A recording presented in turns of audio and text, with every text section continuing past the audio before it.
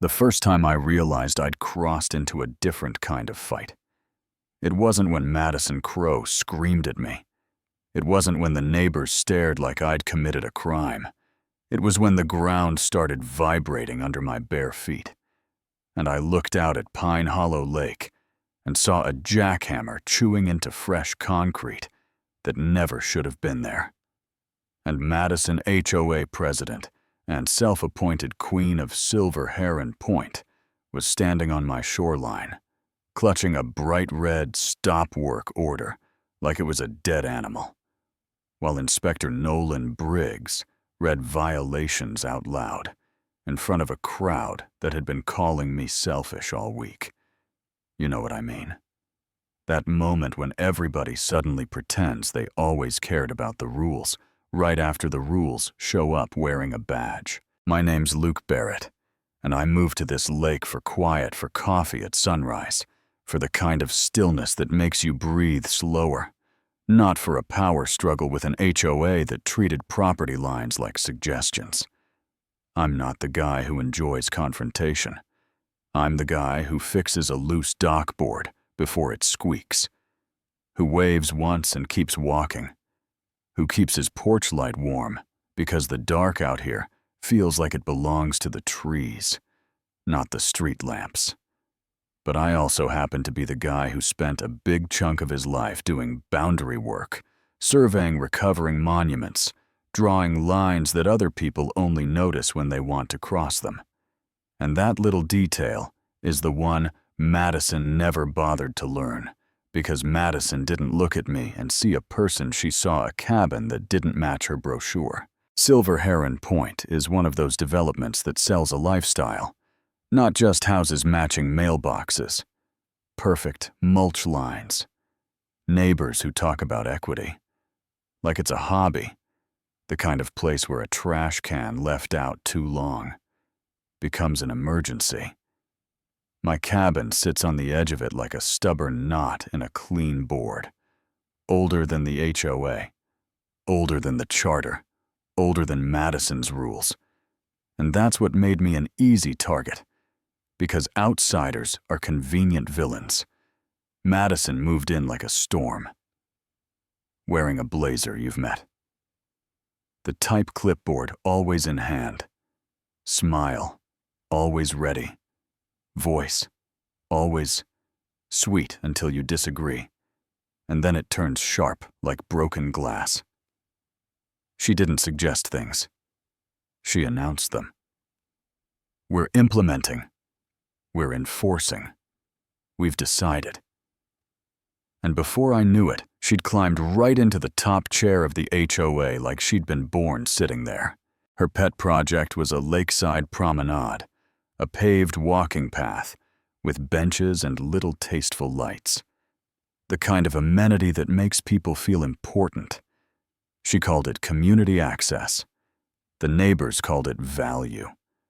I called it a land grab, dressed up as landscaping, because the shoreline isn't just pretty out here. It's fragile. It's the buffer that holds the bank together. It's where the roots do the quiet work nobody thanks them for. And it's mine. I didn't even know she'd started until the morning my coffee started shaking. It was 6:02 a.m. I remember because I looked at the clock, like my brain needed confirmation that this was real. And I heard this low rumble that didn't belong to nature.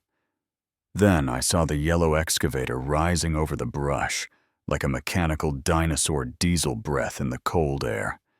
And there she was, Madison Crowe, spotless, sneakers on wet soil, like she was immune to reality, beige blazer, sunglasses, rolled plans in her hand, like a baton, pointing the operator toward the lake, toward my lakefront. I stepped onto my porch, and the sound hit me. Hydraulics grinding treads, chewing the smell of fuel, mixing with pine and water. And my stomach dropped when I saw the tracks, not near the boundary over it, like someone had dragged a boot across my living room carpet and told me it was interior design. I walked down my gravel path trying to keep my face calm, Because anger is exactly what people like Madison feed on. The operator saw me and idled the machine. The sudden quiet left this ringing silence, and Madison turned with that quick scan people do when they decide how much respect you deserve. Her eyes landed on my flannel, my old jeans, the fact that my porch light was still on, and I watched her decide right then that I was nothing. "Oh," she said, like I'd surprised her by existing, "Luke. Didn't realize you were awake." "I'm awake," I said, and I pointed down the slope. "Your machine's on my land." She actually laughed, confident and dismissive, like I'd told her the sky was purple. "Luke," she said, stepping closer, so her perfume pushed out the smell of pine needles. "It's shoreline. It's shared. We're building community access." "It's not shared," I said. "It's deeded, back it up." Her smile tightened, and the real Madison showed up. "We voted on this," she said. "The board approved it. It's a neighborhood improvement." "I'm not in your HOA," I said. She tilted her head like she was humoring a child. "You're adjacent," she replied, "and your property impacts community values." Then she turned away from me and snapped her hand at the operator. "Ignore him. Keep moving. We're behind schedule." The bucket went down and ripped out a chunk of native plants that had held that bank together for years, and I felt something twist in my chest. Not just anger, something darker, like being robbed while everyone around you calls it progress. I pulled out my phone and started taking pictures. Tracks, soil displacement, Madison. In the frame, the bucket biting into earth, because if I've learned anything in life, it's that the truth needs receipts, especially when the other person has a microphone. The next morning, she came to my door at 6:18 a.m. with a violation notice, like she was serving papers. "Notice of violation," she announced, voice bright and official. $500 for interfering with contractors. Another $500 if you enter the marked work zone again. I stared at the paper, then at her. "You can't find me," I said. "I'm not in your HOA." She leaned in and dropped her voice like we were sharing a secret. "We can recommend a lien," she said. "You want to fight this?" "Luke, you'll lose." That's when I realized it wasn't about a walkway. It was about control. She wanted me to bow. She wanted to show everyone that even the cabin guy gets put in his place. I did what a normal person does. I went to the HOA meeting thinking maybe reason still lived in a room full of adults. And I learned a hard lesson about crowds. The clubhouse smelled like cheap coffee and new carpet. Madison stood at the front, smiling like she was selling timeshares. Glossy renderings on the screen showed a paved path winding along the lake, cutting straight across my property, like it didn't exist. "Neighbors," she said into the mic. "For too long, our shoreline has been inaccessible, unkempt, and frankly, a safety hazard. The Silver Heron Promenade will increase home values by 12 to 15%. People murmured like she'd promised them a raise. I stood up. "That path is on my land." I said, "You can't build it." Heads turned, and the looks I got felt like I'd spit on their dream. Madison smiled, sweet as poison. "Luke," she said, "we've been over this. The waterfront is under a community easement. I never signed your covenants. I said a drainage easement isn't recreational access. You can't vote your way into ownership." Her smile vanished. Her voice sharpened. "This is exactly the obstructionist attitude that holds communities back," she said. "One resident refuses progress because he prefers weeds." Someone behind me muttered, "Sell your cabin," then another voice said, "We want the path." And that's when it hit me. They didn't care who was right. They cared who sounded confident. Madison sounded confident. I sounded like a problem in flannel.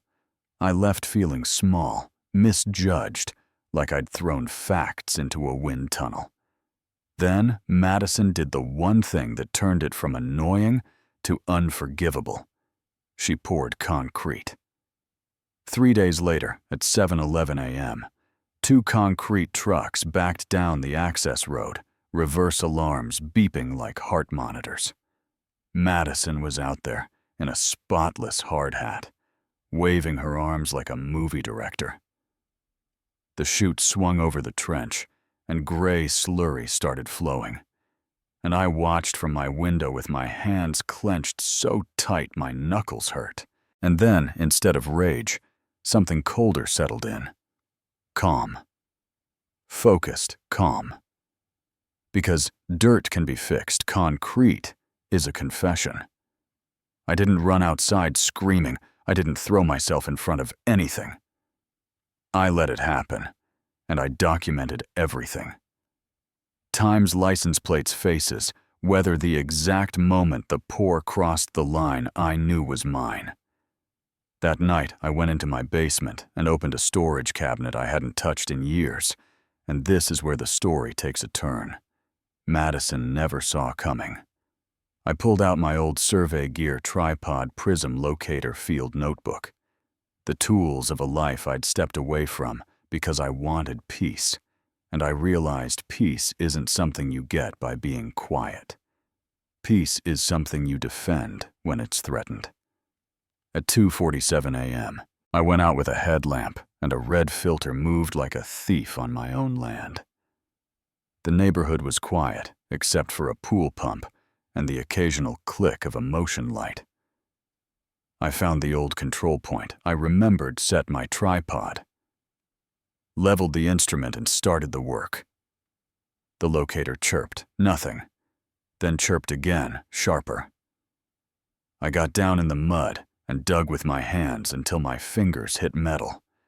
There it was, an old iron pin, bent but still holding like the earth itself was saying. I remember.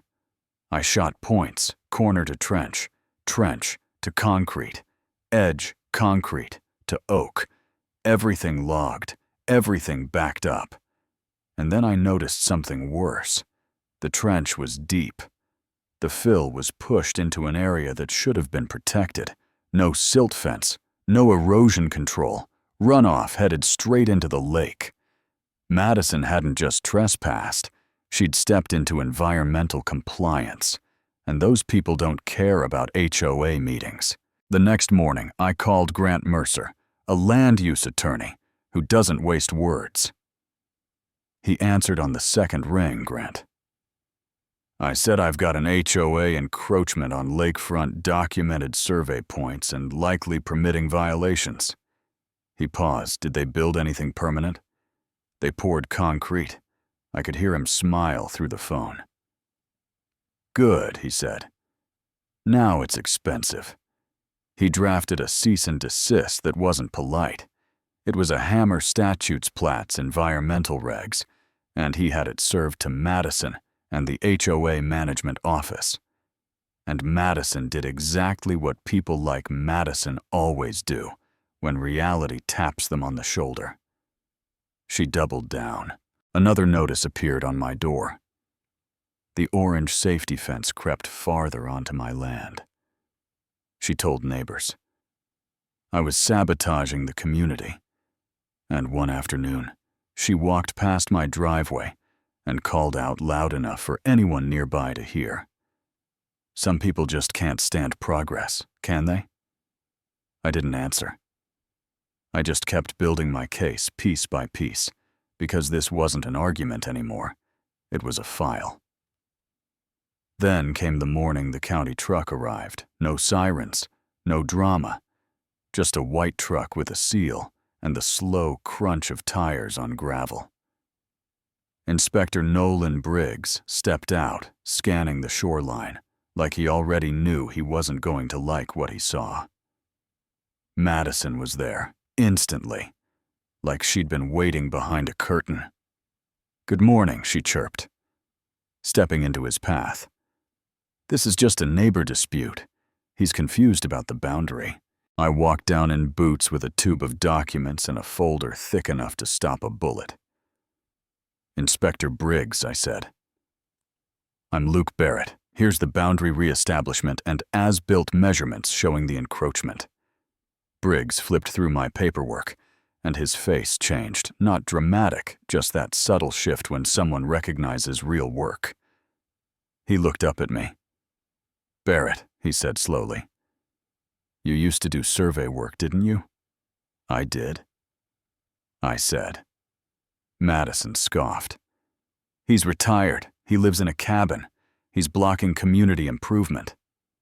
Briggs didn't even look at her, ma'am. He said, "This is a stamped exhibit. This isn't a debate club." Madison's smile cracked. Briggs walked the line, measured, checked the concrete, looked at the lack of erosion control, looked at how close it was to the water, then turned and asked the question that made Madison's posture stiffen. "Where are your permits?" Madison lifted her clipboard like it could save her. "We have a landscape design. This is beautification." I asked for permits. Briggs repeated. Voice flat, stamped plans. Authorization for grade change near the water. Madison tried again. "We have HOA approval." Briggs reached into his truck and pulled out a bright red notice, peeled the backing off like he was about to slap a parking ticket on a sports car, walked onto the concrete, and stuck it dead center. "Stop work!" Madison made this sound half gasp, half outrage, like someone had insulted her ancestors. "You can't do that," she shouted. "We spent thousands." Briggs didn't flinch. "Then you should have checked your boundary," he said, "and your permits." Neighbors started coming out porches. Phones, whispers. That crowd energy Madison usually fed on, but this time it wasn't for her. Briggs turned to her. "Who authorized and signed the contractor agreement?" Madison hesitated one beat, and that was all it took because a board member named Trevor Hale, nervous guy, with the face of someone who regrets his whole morning, blurted out, "She did. Madison signed it. We didn't vote on the final pour." Madison snapped her head toward him. "Trevor." But it didn't matter. The truth was out. No vote. No permits. Encroachment documented. And Madison turned back to me with wide eyes and a low, venomous voice. "You think you're special because you have paperwork." I looked at her and felt something I didn't expect. Not joy, not triumph, just that steady feeling when an equation balances. "I think you're careless," I said quietly, "because you built on land you didn't own." Briggs started writing citations, reading violations. Madison's name going onto the paper like a stain. And right there on my shoreline, her promenade sat under a red stop work notice, like a billboard that said, "You don't get to bully reality." And this is where the story gets complicated, because some people will hear this and say, "I should have stopped them sooner. I should have worked it out. I should have kept the peace," and I get that.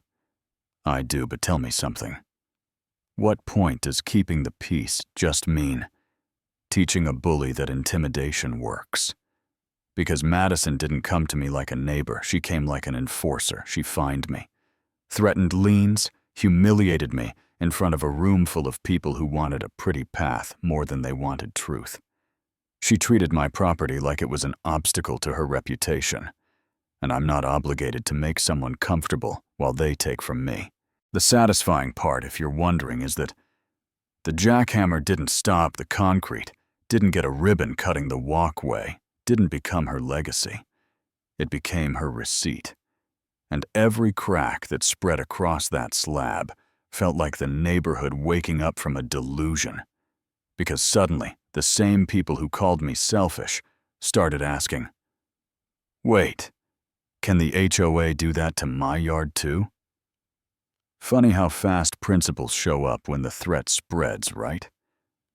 So here's where I want to hear from you, and I mean it, because this is the part people argue about the most. If someone steals 6 feet of your land, and everyone calls you the villain for fighting back, are you still obligated to be the bigger person? Or is there a point where being nice becomes surrender? And do you think I was wrong for letting the concrete pour so the consequences hit harder? Or was that the only way to make someone like Madison finally understand that rules don't come from a microphone? They come from reality. Drop your take in the comments. Tell me if you've ever dealt with an HOA that tried to enforce something ridiculous, or if you've ever watched a crowd side with the loudest person instead of the right one. I read the stories, and I promise you, you're not alone. And if you want more real-life style HOA breakdowns, where arrogance meets evidence, hit like, subscribe, and share this with someone who needs the reminder that property rights aren't a vibe. They're a line.